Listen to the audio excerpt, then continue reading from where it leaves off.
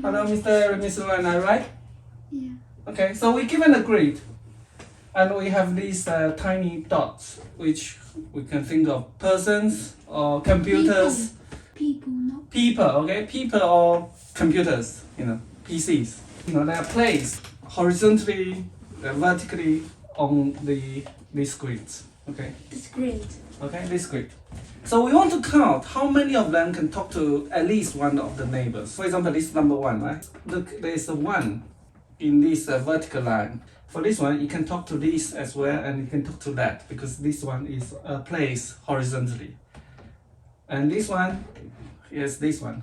This one, yes, this one, this one. This one, it has this one The neighbor. bottom right one doesn't have anyone. That's right. So we have how many of them? We want to count how many of these persons, People. how many of these people can talk to at least one neighbor. Okay, so yeah, 1, 2, 3, 4, 5. So you need to tell me it's 5.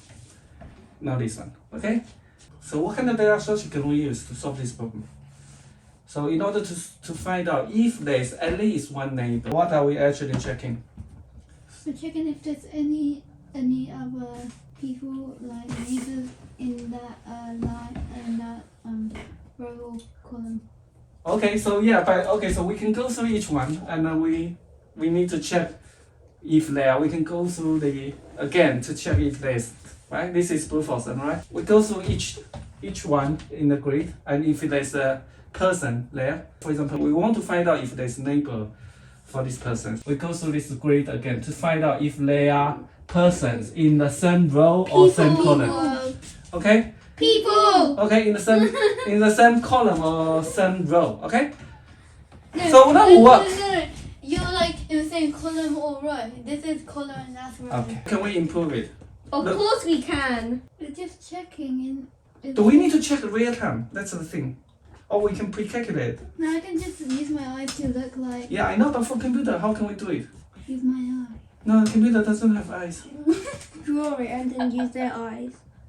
Okay, so for example, like look, this is the grid. The rows is the length G. The columns is the length I know. Yeah? I know how to do it. Okay. So, I'm not sure if this works, but like X and Y axes is the coordinates. Like, for example, if you check every single coordinate, for example, like, let's say there's 5, 3, and then there's like 5, 2 or something, then you can see that. This might not work, but I think you can just like put coordinates. 0, 0. The 0, 0. This one is 1, 0. This one is 1, 2. This one is 2, 1. This one is 2, 2. This one is 3, 3. We know these coordinates, okay? So how does that help? So, for 0, 0, we check just if any other coordinates have 0 in either X Yeah. or Y spots.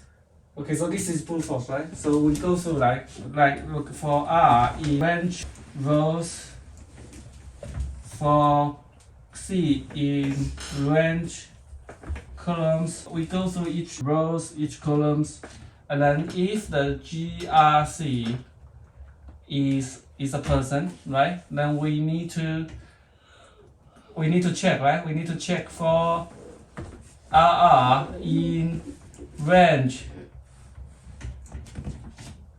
So we want to check. So at this point, we want to check these, right? We want to check these, and we want to check these, right? For each one, we need to check it with certain column and rows, right? So it's not easy to write. If there is a rows R, right? But obviously, we can't count the current one. We're basically checking. Yeah, we need to check, right? But this is, not easy to write. So we want to check if there are more than one here in this row or in this column, right? You don't need to, because basically, no, you don't need to check the rows or columns because you just need to check the coordinates. But how do you get the coordinates? I mean, they're grid. We are given a grid. You just calculate the coordinates out by brain. Okay. So we go Yeah, into. because there's no point in putting the coordinates when you're basically still going to check the rows and columns. But we need to go through the rows and columns to find out those coordinates which have these persons, right? People. People, okay? The time complexity is we're going through the rows and columns, right? The rows times columns. And then for each one, we need to check the rows plus column, right? We need to check for the rows and columns. If there are R rows, C columns, we need to go through each one. We need to Those go are through not each rows. one. Yeah? Those are not rows. These are rows. Yeah, I know. The row R rows, C columns. That's what I'm saying. So for each one, we need to check. For each one, we need to check roughly these one, right? So the rows and columns. This is not very efficient. Can we do better? It still works. Yeah, I know it still works, but it's not easy to implement. So how about if I tell you that if I have a structure? No, but I was just saying that that you just need to check, for example, x and y. You have to check if any other coordinates have the same x or the same y. Very close, same x, same y. So what kind of data structure can we use? That's what I'm just saying in the first place. Yeah. You is just still blabbering on about the rows and columns. Okay, but how do we find out there are other coordinates which has the same rows and columns? I was basically saying the same thing all over again, but you're still talking about the rows and columns. Yeah, okay, so this is the naive solution. Okay, so to give you an idea, what are the starting points? So you're talking about we are at this point, we just need to find out if there are other coordinates which have the same row or column, Yeah, alright? that's what I was saying. But how do we do this? By just gathering all of the coordinates. Coordinate, huh? And then just find out. The first thing, we are given this grid, how do we find out? So we need to go through once at least to find out which No, coordinate have no. the persons. No, People! people. Okay, yeah? Which coordinate have people, okay? Yeah, I know. Okay. And then I was just saying before I was just keep saying about how that you just need to check with the same the coordinates with the same x. Okay, maybe, yeah, I think you get it, but it's just different way of expressing this idea, okay? Anyway, we need to go through each partition, each coordinate to find out if there is a person there, right? For example, like if we are here, this is row 0, column 0. So we increment the counter for row 0. And we increment the counter for column 0. This is counter, right? Remember this counter thing. Counter, hash map. Okay? We are at this row 1, column 0. So what do? We row 1 plus equal 1. Column 0 plus equal 1.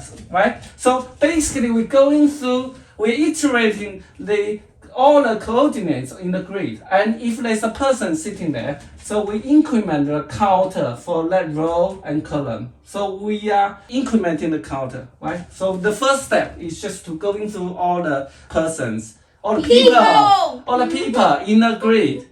So if the person standing at RC, then we increment the counter rows.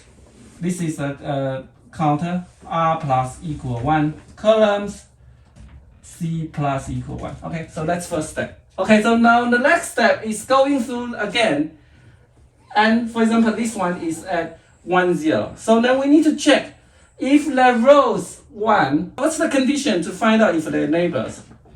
Is that they have the same x or the same y? Yes, this is the counter. So then we go through that, and if the rows are bigger than something, can you feel this value? Or the columns C bigger than something, there is a neighbor. Then we answer plus equal 1.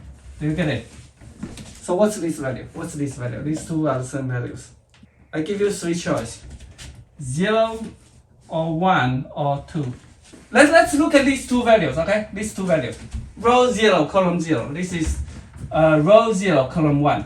Okay? Yeah. Rows 0 plus equal 1. Columns 0 plus equal 1. The increment counter, right? Then rows 0 plus equal 1. And columns 1 plus equal 1. Okay? Now, okay, just these two values. Now I go through again. The first and the third one is the same thing. Yeah, because it's all there on the same row. That's what I'm saying. Yeah. So, okay, now I go through again. So I need to check if the rows, if the rows 0 bigger than what? And all columns 0 bigger than what? What value should I put here? After these 2 points, let's just look at these 2 points. After these, what do we have the rows? Rows is a dictionary, right? Dictionary. The row 0 would be 2, right? And columns. Columns 0. What should I put the value here? This is the key. The column 0, how many points? 1. 1. The columns 1, how many points?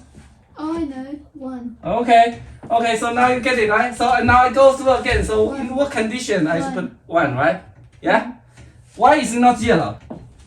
Because then you know if it's bigger than 0, then it could be 1. Yeah. But you need a duplicate. Yeah, I need a duplicate. You need a pair.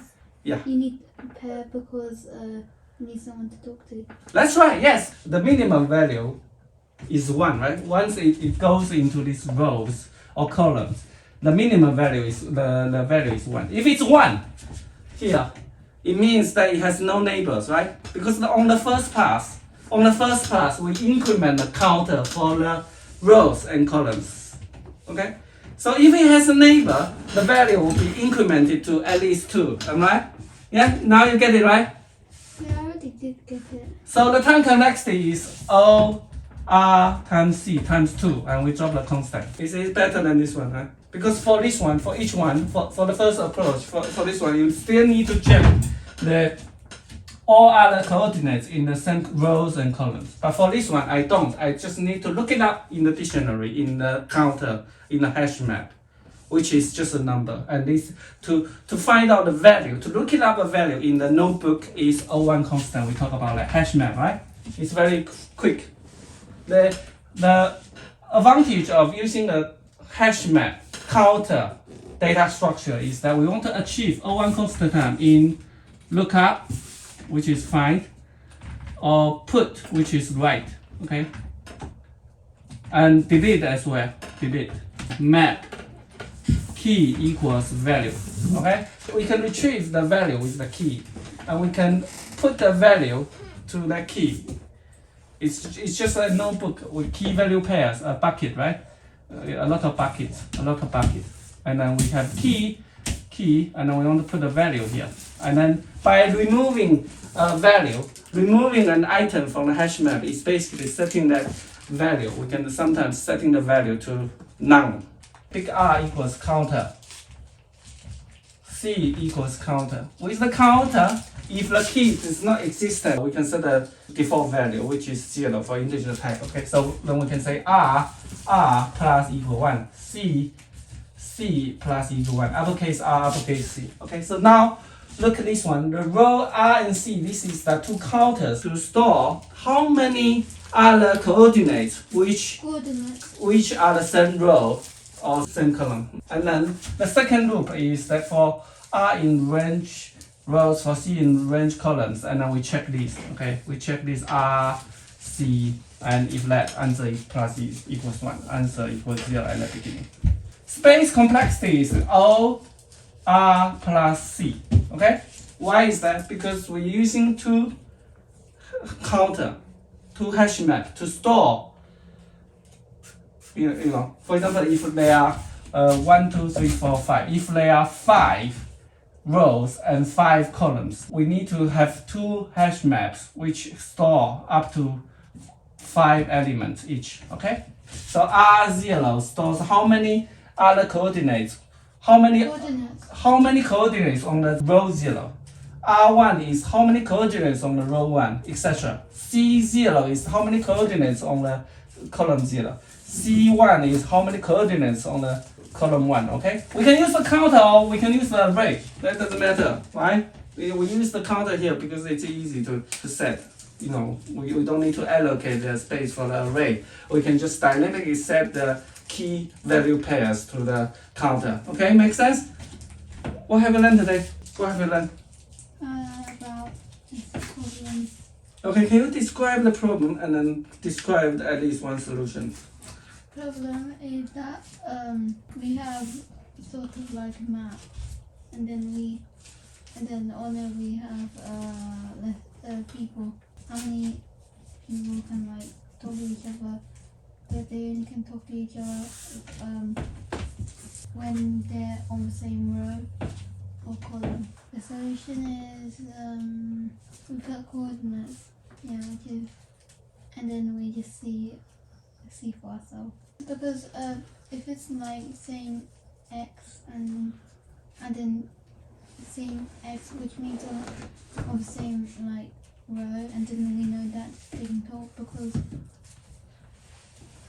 they're on the same row. Okay.